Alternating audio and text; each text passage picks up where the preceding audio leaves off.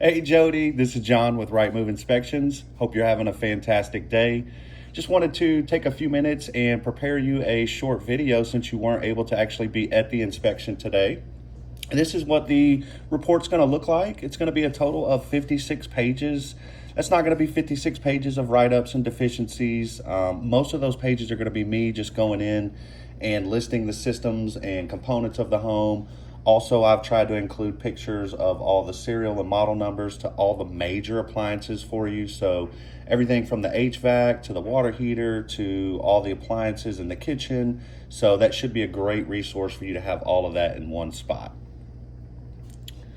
All right, let's jump right into it. I try to keep these things really simple. The first thing that you'll notice is that there are orange triangles, and those represent something that needs to be repaired or replaced, or some sort of action needs to happen. There will also be blue dots, and the blue dots are more just informative to the inspection and how it relates to the home itself. So it's more informational, not necessarily something that needs to happen. All right, so the first one here talks about the rear entry and the side entry stairs. They both had more than 3 steps, and anytime that there are more than 3 steps, there's supposed to be a handrail involved. Also, all of the steps, the entry steps around the home, were not even in height.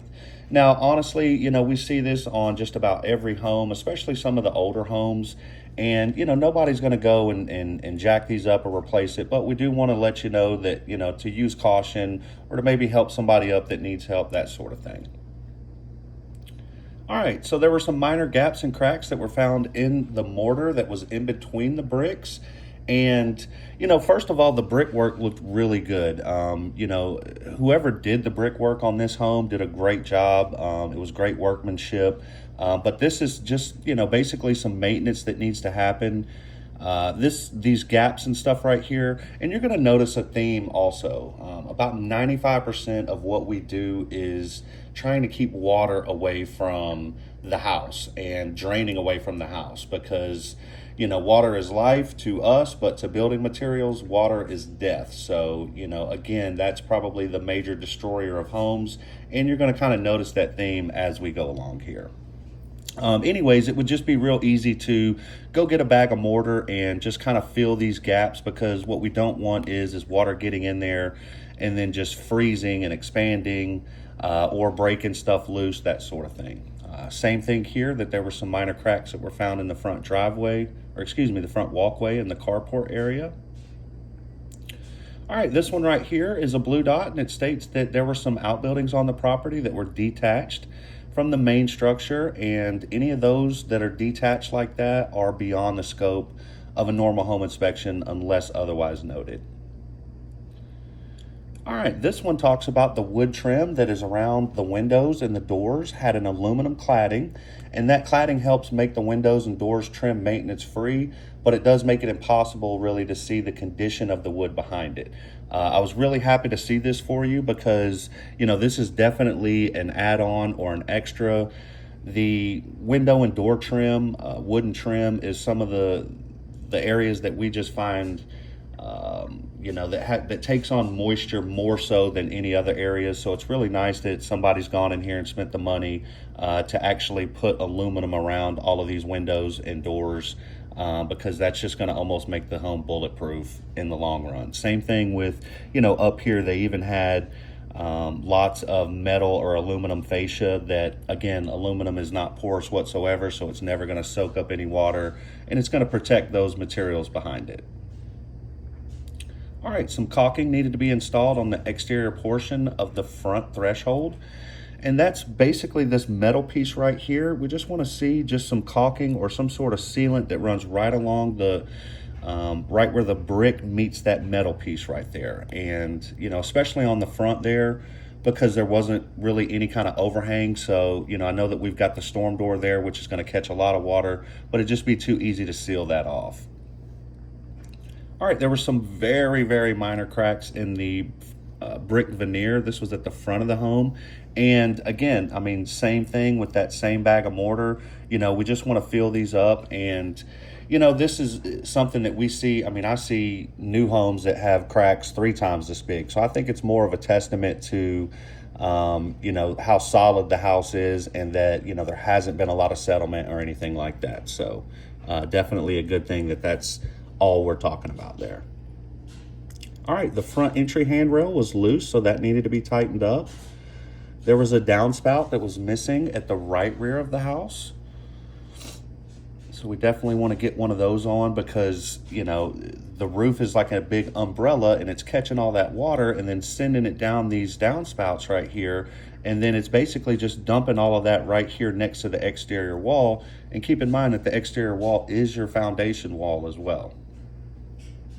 All right, there were some clogged gutters that needed to be cleaned out so those downspouts could drain properly. The attic access ladder did not sit properly on the carport floor surface. The lower section of the ladder should sit flush on the floor, and the hinged sections should be flush when fully opened or extended. So, you know, the good thing about this is that there's a little bit of room in here, and I just think that they've kind of miscut this. You know, it's not cut too short, it's still cut too long, it's just kind of miscut. But anyways, this thing should be straight all the way to support properly, and you can see how it's causing a big gap in those hinges right there. So, you know, it'd be really easy for a handyman or somebody like that to go in there and cut that properly. That way that thing works a lot better. Okay, portions of the attic space cannot be fully inspected due to the lack of catwalks. And catwalks are really just a fancy name for boards to walk on in the attic. You know, you can see with all this blown in insulation here that, you know, we would go, you know, straight through the ceiling, probably be through a ceiling once a week or so. So it's basically impossible to get all the way back here. But, you know, we're still able to shine our light and look around, and the attic looked great up there. Okay, the crawl space access opening at the rear of the home was less than 18 inches in height. Again, this is typical for, you know, especially for older homes that, you know, you see the really tiny crawl space openings. But just wanted to give you a heads up that that thing is pretty tight in there. Once you get in there, there is, you know, quite a bit of room. I mean, I wouldn't say that it's a tall crawl space by any means, but you know, there's definitely some room to kind of get around and stuff like that, but the opening was definitely small. All right, there was a common condition that was discovered in the crawl space where high humidity levels were causing the foil insulation around the ductwork in the crawl space to collect condensation, which was dripping on the floor. This is normal Tennessee stuff, you know, or just in the South stuff. You know, one great thing about a crawl space is it makes everything accessible, right? Where they're able to run the ductwork down there, they're able to run all the electrical, the plumbing, all that sort of stuff, versus if this was on a slab. You know, now we're talking about a jackhammer and cutting out concrete, and it's just a huge, you can't access it from underneath. So you also have to go, you know, in through the top, which means you're destroying some sort of floor or something like that. So, you know, there's definitely pros and cons with having a crawl space, but, you know, when it's hot outside and this ductwork is carrying super cold air, even the insulation is going to start to get a little cold. And as soon as that hot air hits that ductwork, it basically, you know, will turn into dew and you know, turn into water that's then dripping. So really, you know, other than a dehumidifier, excuse me, you know, I think are probably the best things for crawl spaces. You know, this one didn't have one on it, but it may be something good to look at in the future. All right, there were some light microbial debris that were found on some of the wood components in the floor structure. The testing of that microbial debris was beyond the scope of a normal home inspection. You can see right here, this is where I actually took my finger and did like that. So it's, you know, it's mainly all surface stuff. There was nothing that was just really killing wood or anything like that. It looks like that they did put a new vapor barrier down and possibly installed a fan, like an inline fan down in there. It may be worth asking the sellers or the seller's agent if, you know, what's going on with that. Did somebody just do some repairs, that sort of thing. So, you know, maybe they've already taken some actions to try to, you know, just keep the humidity levels and the moisture levels down in there. All right, there was a slight moisture damage in what appeared to be a active leak that was found. This was under the kitchen area at the rear of the crawl space. The area did measure wet at the time of the inspection, so Definitely something that needs to be checked out before it does more damage. And it looks like it was probably coming from this supply line right here. Sometimes it's hard to tell because it could be leaking just a little on top of the floor underneath the cabinet that we can't see. And then it can kind of travel along the floor a little bit, which almost kind of looks like what this was, because there wasn't anything that I could see that was dripping out of one hole, or that was just coming straight out of a line or something like that. But you can see that it's doing a little pooling of water on the crawl space floor there, and it did measure wet at the time of the inspection. So definitely something that needs to be addressed. Things like that need to be addressed before they just get worse. And right now, it's definitely not terrible. All right, also, and this is kind of what I was talking about, what appeared to be a crawl space vent fan was found installed in the crawl space down in there. Honestly, I'm not 100% sure on how effective these things are. I know that, a dehumidifier in the crawl space will definitely, rid any type of moisture issues and stuff like that. So again, it may be worth asking. All right, also there was an exterior electrical generator that was outside sitting on a pad. And this was the box right here that you could plug this into, that will provide power to the house in case the electrical goes out. However, again, this isn't something that we can necessarily test for as home inspectors. All right, the GFCI outlet in the carport was not functioning, so that should be looked at. Also, the smoke alarms were not functioning, and they were missing their batteries at the time of the inspection, so they weren't really doing any good whatsoever. And then also, not all of the bedrooms had smoke detectors, and smoke detectors are always recommended in every hallway and in every bedroom of every home. So these things definitely save lives and are worth spending a little bit of money to make sure that those are functioning properly. Nowadays, they do have the battery ones as well that are really easy to install, because you don't have to have a wire that's run to them. And the important thing about the battery ones now, since like the Bluetooth days, so probably the last 5-10 years or whatever, that they actually all synchronize with each other. That way, if one goes off on one side of the house but everybody's sleeping on the other side of the house, that the smoke alarms will be able to talk to each other, and they will go off throughout the whole house, which they didn't used to do that. You had to actually have them hardwired for them to do that. So, all right, the condensate line. This is the line that is on the outside of the package unit. Basically, to condition the air, this air conditioner pulls moisture out of the air, and then it has to drain it, right? So during the summer months, this thing's just dripping away, and it's causing a little bit of erosion around the HVAC slab. So really, this just needs an extension put on it, and just needs to be run out about another 2 foot or so there. All right, the hose bib, the rear hose bib was found leaking around the handle area, so that should be tightened up. All right, the water heater disconnect panel in the laundry room was found missing its breaker cover plate. And that's really important. I mean, if you've got kids, or, like my kids, I worry about them. Obviously, I wouldn't go up to this thing and stick my finger in it. But I've got a 9-year-old, a 12-year-old, and an almost 14-year-old. And maybe not anymore, but used to, they would definitely open up something like this, because you can just open it right up. It's just a lid that you can just pull up. And then there's supposed to be a plate in here that's covering all of this, these huge electrical wires and connections and stuff like that. Because if somebody were to touch one of these, it would definitely light them up pretty good. So there's supposed to be a metal plate that covers everything except for this breaker. So basically all the way down, and then it's screwed in. So it's missing that, and definitely should be replaced. All right, the hallway sink and bathtub in the hallway bathroom were draining slowly at the time of the inspection. Chances are, it looks like that there was a little girl, there was mermaid stuff in the bathtub, and, all of that sort of stuff. So, more than likely it's probably just clogged with hair. Same thing with the sink, but that should be checked out. All right, so every sink in the house had what we call an S-style trap.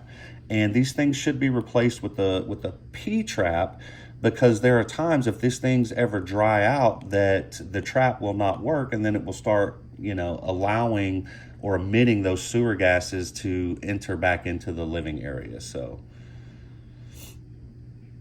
all right, the toilet was found slightly loose from the floor in the primary bathroom, and hopefully that's just a tightening of this wing nut on both sides. So there's normally like a cap that goes on here, and that thing just needs to be tightened down to a flange that is secured to the floor. All right, the sink drain stopper was missing in the primary bathroom. So if somebody wanted to fill the sink, you'd have to get one of those. Also, there were some small portions of the grout that was in between the tile in the shower entry area right there. So just kind of like, right where that shower curtain is, that was missing some of that grout. And, that's going to be really important because any water that does make it out of there, gets in there, it's going to get up under these tiles and make its way down to anything that's below. And it's going to start to cause damage, of course. So that should just be filled in, kind of like what we talked about on the outside. With sealing up any gaps or cracks and stuff like that. We just want to seal this the same way. That way water can't penetrate it. Okay, the dishwasher was a little hard to latch. And also it just needed to be better secured underneath the actual countertop here. So it was secured to the actual strip that they put across. Whenever you've got like stone or granite countertops like this, obviously they can't just run a screw, to screw this metal piece on. So what they do is they have to glue it, and then they screw this piece that comes with the dishwasher into the metal piece. So chances are that, taking some glue or some sort of adhesive and shooting it up under there and maybe taping it off and allowing that to dry will secure that much better. And then if it were my dishwasher, I would try to bend this tongue portion right here of the latch down a little bit, I think is what it probably needed. Maybe it was up, but it's one way or the other. And that way that thing is a little more, it looks like it maybe just got bent up or something like that. All right, the anti-tip device was missing for the range, and that's a safety mechanism that goes on the back of the at the back of the stove. It actually secures to the wall. It kind of looks like an L, and the front portion of it has like a fork, and one of the rear feet of the oven slide into that fork, and it just keeps it from being able to tip forward. That way, in case a child or maybe some crazy grandma or something like that climbs up on that thing, it doesn't then tip over on them. Portions of the flooring, the vinyl flooring that was right in the kind of dining room, hallway, kitchen area right there were just a little loose. So those should be better secured. Let's see, the left front and right front bedrooms doors were found dragging the top of the jamb. It looks like that maybe some of the hinge screws had come loose or something like that, just needed to be resecured. And then also there were several of the closet doors that were missing throughout the home, and I didn't see them in the attic or anywhere that I could see visually there. Also a quick note, I always do my left and right orientation like I'm looking at the house from the street. So that's, if I'm standing in the front yard looking at the house, that's how I determine my right and left. That way you'll know exactly where I'm talking about. Okay, and then due to the home being occupied, there were some furniture and storage items and clothing. We can't go in here and, move all the stuff out of the home and then do a home inspection and then move everything back. So this is really common, and we just wanted to kind of let you know, what it looked like the day that we were there. And, it may be a good idea that once this stuff is out, or maybe like on a final walkthrough, to kind of look through the area and see, and, just see some of those areas that we weren't able to actually see at the day or at the time of the inspection. Anyways, that is it. We only get to talk about the bad things, it seems like, but this home was built really well. It's been very well taken care of. There's, really it seemed like most of the stuff with this was just kind of maintenance things, and things that we're kind of catching early. So, definitely pleased with that. And I think it'll make somebody a great home. If you have any questions about anything that we went over, or maybe something that we didn't go over, feel free to reach out to me anytime. I will make myself available. Thanks. Talk to you later. Bye.